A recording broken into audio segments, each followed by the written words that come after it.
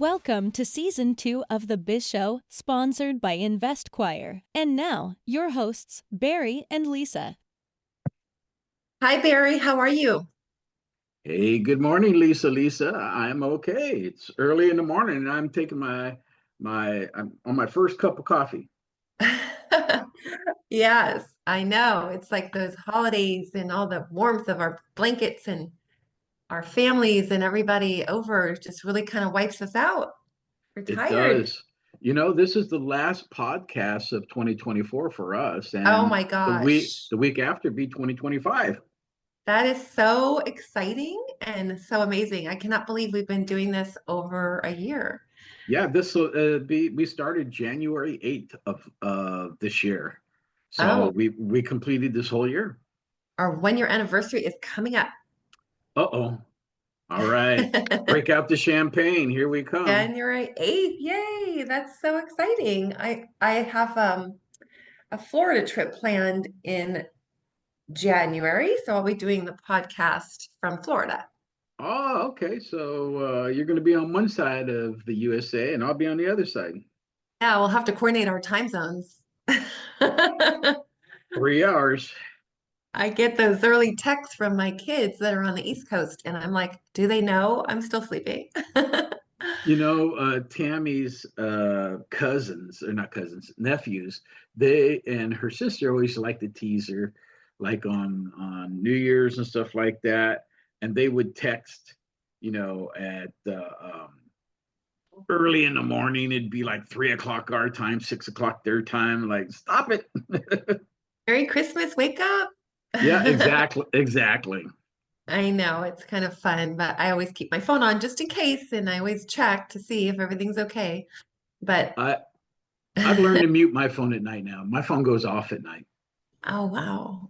Well, I, that's After all these years in the IT field and getting the calls at 2 o'clock in the morning, our server went down and all this stuff. And I yeah. don't do that stuff anymore. I'm like, you know what? I can mute it. And then, being the district manager at Five Guys, Yeah. I had 250 employees and restaurants that stayed open till all wee hours of the night. I'm like, you know what? I got other managers can handle this. I don't need You're not the god of the organization, you know. Exactly. Yeah. Listen, we're kind of this is the last podcast of the year, so we wanted to work on trends. What's trending in 2024, right? So we picked out the top five uh, topics that are trending in small business. Yeah. And we'll see if how they continue in 2025. Yeah, so these are rated based off of how well they've been adapted from business, not just small businesses, but all businesses really, right? So the adaptation process and just how much they've been used and stuff like that. What So was the source of these top five? Where did we get this information from? this source came from Gardner Group. This source came from Google. This source came from some analytics from Business Insider. So I typically grab all my stuff from those places and then compile a list. And Yeah, they're pretty accurate as far as, but Gardner Group is the biggest one of all, right? that's great. Okay, cool. So now you know where we got our information from. The Yeah. audience today is listening to our top five trends, right? Right. So grab your cup of coffee and let's dive in, right? I'm Uh, taking another swig. So number one, I remember a year ago us talking about this, like we were kind of like, woo, what do we think? I think Barry, you even put a Facebook post to get people's opinions on using AI in their business. AI is the biggest of the five, right? And it runs about 30% adaptability. So 30% of everyone that's been surveyed out there have adapted AI in some capacity. Gosh, I would think that would be higher, but I think in 2025 that number will be larger I because think it's becoming widespread and people are adapting to it. I thought it was going to be a lot quicker. We'd have a larger number than 30% by now because all you hear people talking about is AI. It's funny because I know a lot of business people and friends and stuff like that. I talk to them about it, and they're like, "Oh no, AI, the world's, AI is taking over." So they're really slow to adapt. But then I know others that have just embraced it, and everything in their life is now controlled by AI. And I'm like, okay, so from one extreme to the other extreme, right? Yeah, exactly. But a lot of businesses are adapting this in many different ways, right? So, you can use chat bots and stuff like that and put those on your website, and it can have a real conversation with a person. However, I've been trapped in those things, and I say trapped because if you get into a Uh, loop where you they ask don't a know what you're question, saying. Yeah. yeah, and it says, yeah, I don't The same. understand what you're saying, or can you rephrase it? And I'm like, okay, I'm talking to AI. Oh my gosh, I know. Well, you know how telemarketers now call everyone on their cell phones and it looks like it's a local number and whatnot. Now the AI robots are calling, and you know what's so great about that? It's easier to hang up on AI than it is a human. Well, you know what? You as a broker and a real estate agent, you're kind of stuck to answering the phone. I don't. You don't If have I to. if I don't see the name pop up, I'm You not let it go. answering it. I let us go to Right. voicemail, and if it's important, I call back. It happens with my doctor all the time, right? My doctors call for doctor's appointments or whatever, and I don't know the number, so it goes to voicemail, and then it's my unless I'm expecting a call. Um, This is this is what I think. I mean, if they're going to be using AI for telemarketing and things like that, I mean, they should come up with a really sexy voice, like maybe a British accent, like we get on our Siri on our phones. Where's well, the there you sexy go. voice? you're looking Maybe you're we looking won't for hang the up. you're looking for the Tom Selleck or Sam Elliott voice, right? Nice Jeff Demi Bezos. Moore with her scratchy voice, Oh, Demi Moore. Okay. a little British accent, maybe. Oh, there you go. Definitely so. So, the good thing about AI is it's 24/7, right? So that's where a lot of companies, especially some of the newer companies and some of the things that we'll talk about here in the trending, is companies have learned how to operate 7/24 and the internet and stuff like that, right? So you could be sleeping and your business still can be operating, and AI can help you with 7/24 or 24/7, either one. that. Either one. I'm thinking 7 days a week, 24 hours a day, but 24 hours a day, 7 days Eight a to week. five or 5 to 8, whatever you fancy. But Well, yeah, so that's also helping save money, right, Barry? Because they're using it 24/7 and they're not having to have the manpower necessarily for a 24/7 job. So now AI is taking over that manpower and the company overall is saving money, yeah, perhaps, right? exactly. You might pay, say, $50 to subscribe to some AI service, and that's basically the salary for the year, what you're paying for, right? That's So great. Yeah. or you could play an employee minimum wage or $25 an hour, or whatever the case might be, and then you're paying a lot more money. And then Yes. I'm not saying it, and I hope AI does not take jobs away from anybody Me because too. Right. Exactly. there's already a lot of people who can't find work, and you hear all these stories about ghosting and black holes in job markets and stuff like that. And A real person on the receiving end of your resume. It's an AI person. It's an AI right. company. Yeah. So anyway, yeah, there's pluses and minuses to it, right? It's a wonderful tool, and a lot of businesses are adapting to it, small businesses and large tech companies, and it's just a fact, and it's the way of the times. It's a sign of the times. It is a sign of the times. We'll see if it's a fad, if it blows in and out, but it doesn't seem to be. It seems to, I mean, technology, there were a few fads in technology. The Google glasses was a fad. Those have come and gone. And then the VR headsets and stuff like that, they came and then they went away, and now they're back again. So we'll see. Right. Yeah. So what's number two? Sustainability, right? So Yeah. businesses are really looking at Mother Earth, right? And ways that they can be eco-friendly and stuff like that. And by the way, this is about 15% of the trending is in this niche and area, right? So if it's not good for the planet, then it's not good for your bottom line. Exactly. And companies use that as their marketing because they know that it's appealing to the consumer. Especially the younger consumer, right? The younger consumers they have more information than you and I did growing up, right? So when they're going to do or buy something from a business, they're going to look at that business, and then they look at that business and they say, okay, how eco-friendly are they? Are they good for the environment? Are they good to their employees? You know, Yeah. what practices do they have, and do those align with the direction that I want my life to go and stuff like that? I was Values. I Yeah. was just I was just talking. Actually, I was just watching a person I watch on YouTube, and they said they were talking about some companies and stuff like that, and they came across Nestle, right? And I did work with Nestle way back in the '90s. I did a lot of tech work Oh, for them, and they're part of my resume. So he said, "Don't do business with Nestle. They're not good for the environment." I'm like, oh, "Wow." why is that? I don't know. I didn't get into it.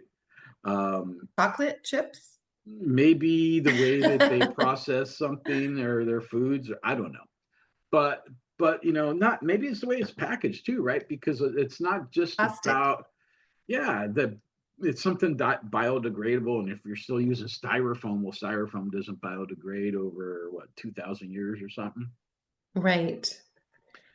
There you go. Yeah, sustainability is a huge one, and a very important one, I would say. Yeah, I think as we progress in life, right? You and I can see changes. I mean, I'm in my 60s, right? And I'm looking, climate change, is it real? Is it not real? I don't know. I don't have those answers, but I'll say this. I know that the weather patterns have changed for the Mhm. good or for the bad. I know, and Tammy and I were just talking last night. The borealis, you can only see it from the northern, way up in above the Arctic circle. We have relatives in Sacramento that saw it now this year. I'm like, how Wow. do you see the borealis over Sacramento? Great. Yeah. So things are shifting and changing. Yeah. People are talking about chemtrails a lot lately. I have a good friend. I love him to death. He's a conspiracy theorist, and he talks about chemtrails. I, as a pilot, know what chemtrails are, right? It's just the heat of the engines going, through the cold air. It's cold up there. Yeah. So I didn't have air conditioning in my plane. So I would climb up to 10,000, 15,000 feet, and it's only 34 degrees up there, right? Yeah. And I could open up some vents and I could get nice cool air in the middle of summer, right? When it's 120 degrees on the ground. Mm. So the heat and the exhaust from the engine creates the chemtrail. Yeah. Maybe there's something else going on. Yeah, I don't know. Who knows? I Exactly. don't. I don't know. I only know what's in front of my face, and the only thing that's in front of my face right now is you, Lisa. So I know you're That's what real. we could prove, right? I'm not an AI robot today. Oh, today, there you go.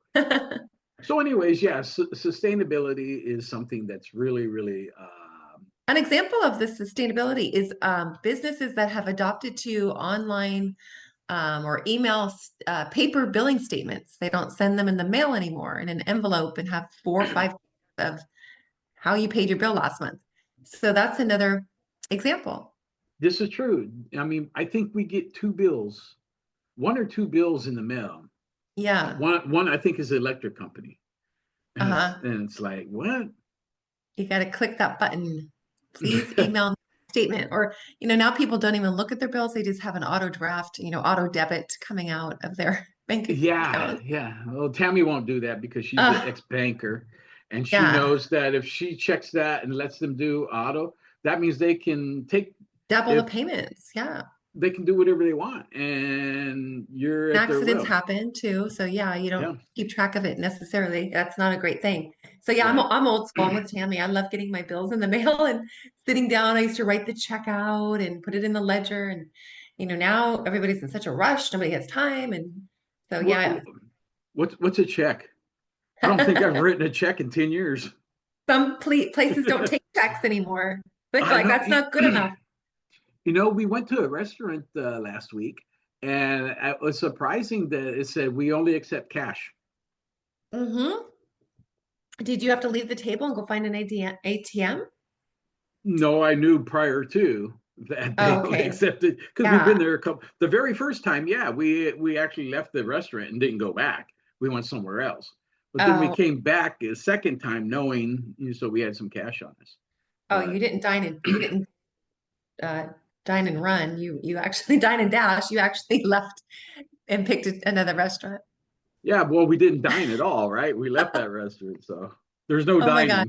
dining. So what does that mean? Does that mean they're hiding their income? Yeah, we won't go I into that. I think that means that they don't want to pay the fees that are associated with debit cards and credit Oh, cards. merchants. Yeah. Yeah, Yeah. because you're going to pay a 2.3% fee plus 1% or something like that Yeah. of whatever it is. And with the prices of everything the way they are, um, they that can be expensive. Hey, guess what? Um, as you know, for a while I was helped Five Guys and became a general manager and a district manager, and I opened one of the restaurants in RSM. When I left and I turned everything over, I had a profitability of that restaurant of about $30,000 to $40,000 a month and complete profit.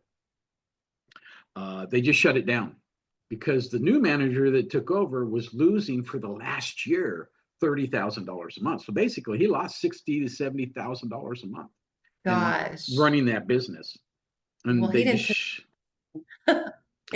he was a bad manager, obviously, because he was just not watching food costs or employee salaries or any of that stuff. And Some people, that's why we're here. We're here to help you keep your businesses afloat and profitable. it is. I was shocked because They need us, Barry. I was cleaning out my storage and I saw I still had some product hats and stuff in uniform. So I was going to take them over there. I went over there. It's all boarded up. I'm like, what? And I, Shoot. and I felt sad. I opened that location for Yeah. them, and that was my baby. And now my baby's DOA. Oh my gosh. Well, you have to find another store to give that swag to. Yeah, yeah, definitely. All right. So our next trend is where are we? I lost track. Oh, Remote services, hybrid working models. right. So this is actually 20% of adaptability across small businesses. People want to work from home now, right? They don't want to go into the office. Hybrid model, And what's perhaps. that? Or they're doing a hybrid model where they're doing both, a little bit of both. Yeah, a little bit of both, right? So that COVID is the one that really pulled this Catapulted out. it. Yeah, Yeah. And businesses and employees, got a taste of it, and businesses didn't necessarily like it, but they didn't have a choice because of the distancing and all that stuff. So now we're in an area where trying to build it back, and a lot of companies, Apple has said, Microsoft has said, Google says, January 1st, you're back in the office or you don't work here anymore. yeah, X and Twitter have already said, come back now. How that's working out, I haven't really checked, but a lot of companies adapted for it. Um, you know, I'll tell you this: the biggest reason companies want employees back in the office. I mean, some of it's going to be because they want the team together, the managers. They say, oh, it's cohesive and everybody can kind of work and together and stuff like that. But the biggest thing is the cost. They have spent hundreds of thousands of dollars in an office space per yeah, month that they're renting or have mortgages on or whatever the case might be. And if it's empty, they're not getting their money's worth. And exactly. but it's a trickle effect because you don't have all your employees there. then your insurance takes a hit because you don't get the discounts that you get and stuff like that. And surprisingly enough, your insurance goes up, not down. Yeah, and it's really affected the commercial real estate industry because a lot of businesses had to downsize or find new locations for their hybrid model or for their Yeah. fully remote, model. They give up their office space and cut their expenses that way, but it's affected the commercial industry. There's so many commercial buildings that are sitting for sale, and it's sad. I feel bad for those investors. That and some of those are bank owned, right? Because the banks foreclosed on them and taken them Yeah. back. And what do you? I mean, at some point, there might be a great deal on an office building that might cost 20 million in reality, but you might, or not in reality, but normally, and you might pick it up for 5 mil because Yeah. of the There's some good discount, right? deals. A short Yeah, sale, right? exactly. There's some great deals out there. So There then is, we and have, that's yeah, why real fast. That's why you and I started really focusing on the business side more than the real estate side. that's exactly right. What a great point. I tell people that when they ask me what I do for a living, how I transitioned into the business side because all the changes that are going on since COVID, the market was great. And now things are leveling out, becoming more normal. And there is definitely an effect or things that have happened as a consequence to now this hybrid remote model and so forth in real estate and in commercial. So, yeah, I mean, the homes, people want a bigger home now but because they want to have office space. That is like, oh, where am I going to put my office? And my husband and I need to have separate offices because we can't, hear each other, want to have privacy and don't want to be able to hear each other during the day. So That that's would, such a need now. yeah, that's true. I'm loud, right? So, but yeah, I like quiet. So when I'm working, I concentrate and I get deep into what I'm doing. And Yes, I got little teeny music playing in the background, right? right. And that's it. And but a lot of stuff breaks my concentration. So it's not, that's why I don't come into the office a lot. I Is know. You're always telling me that I ruin your concentration. yeah. Well, you do because you're so busy and you're always on the phone talking, and I'm like, I can't concentrate. I know. Like I can't do this email. Yeah. So anyways, yeah, There you so go. those services are I think those are still in flux. Oh, yeah, and you brought up a good example, personal training. Now Yeah. since COVID, the gyms were closed, so we had to have personal trainers on YouTube, and I was one of them. I did my Tabata workout on YouTube, and I just joined a gym in Corona Del Mar called F45, and even though there's I've seen, people working there, there's screens on the wall that you're following, sort of like a Peloton mirror, if you will, mhm. of the exercise example see like on a YouTube channel. So it's like they don't even have to do the exercise, the people that are working there, because we're looking at a screen. There's an F45 just down the street from us. Yeah, I love the workout. It's a great place. Cool. We go. So trend four, right, is where? Oh, E-commerce. e-commerce, right? Yeah. And this falls back. I mentioned earlier of when we were talking about AI, how AI can help. E-commerce is a 724 business, right? So you're selling it and stuff, product on the internet and stuff like that. So So some it's examples of thriving. are like Etsy and Hmm. Shopify. Right, Yeah. right, right. So you get your marketplace in there, and a lot of companies do drop shipping, so they don't have to handle the product or anything like that. At all. Yeah. Right. So it's pretty easy, right? You sell what you're going to sell. Somebody places an order, it sends the order request and the dollar Yeah. amount to whoever your supplier is, and the supplier ships it directly to them. I was helping this young client in Irvine and he did e-commerce and he made over like, I think his tax returns were like over $200,000. And that wasn't even his like main career. It was like, it was his side business. And he just Right. had it working on his own. I mean, because he had the website, he had everything set up. And so, yeah, it's a great niche for sure. It is a great niche, and um, not only that, but subscriptions like on investquire.com, we have some subscription based services in there and stuff like that too, right? Now, granted, we have to provide the service, you and I, but the system kind of takes care of that, and with subscription base, it's just a monthly ongoing fee. Why don't we have AI do the service? Well, I guess AI could maybe analyze their business and do, if we could find out a way to have AI do it, it might be a good thing to think about. But Yes, I'm really not sure how to coming make that soon. Yeah. So, and then your personal favorite, the last one is So branding. important. It's about Yeah, you. It's about you, right? yeah. You have to have an identity that people recognize or that they know. That's the service they're going to get when they choose you. That's your personal logo, your personal branding, your business brand. It is, and you want to be consistent across the board, right, Lisa? Yeah, you always tell me that. You're like, be consistent across the board. People will start to it'll get into their psyche and their subconscious mind, recognizing your business model.